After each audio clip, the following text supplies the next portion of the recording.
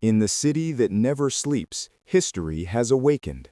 Zohran Mamdani, a 34-year-old Muslim Indian-origin immigrant, has been elected mayor of New York City, an outsider who dared to challenge America's oldest political order and won. In his victory speech, Mamdani declared, "I am young, I am Muslim, I am a democratic socialist, and I refuse to apologize for any of this."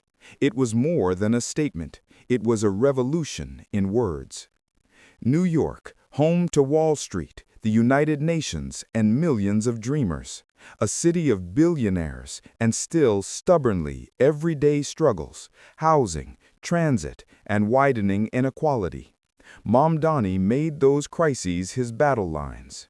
He wasn't selling slogans. He offered concrete solutions: affordable housing, universal childcare, and fast, affordable public transit.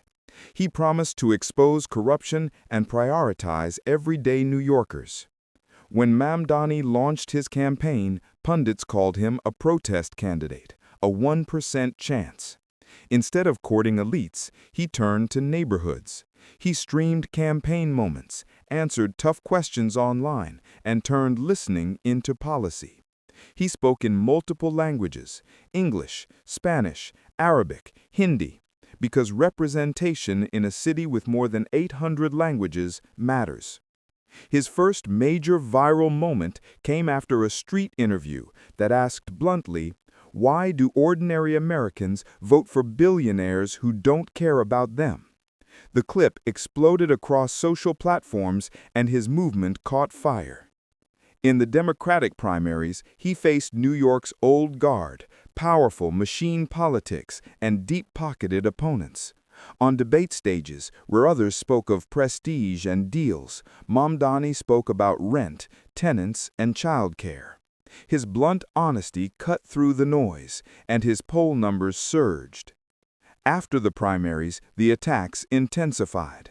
Billionaires and influencers funded smear campaigns, painting him a dangerous socialist, using false accusations and identity attacks. Yet Mamdani refused to retreat. He reached out to business leaders, including talks with key investors, to design funding strategies that could support his agenda without a radical tax shock. The message: defend workers while keeping the city functional for business. When the votes were counted, over 1 million New Yorkers had chosen him. He became the youngest mayor in New York history and the first Muslim and Indian-origin immigrant to hold the office. In that moment, he rewrote the rules of American city politics. Already, the result has sent shockwaves. Conservatives call it a wake-up call. Some threaten federal funding cuts. Parts of his own party are wary. But his victory proves that bold, people-focused politics can win even in the most capitalist city on earth. Zohran Mamdani's rise is more than a New York story. It's a global lesson.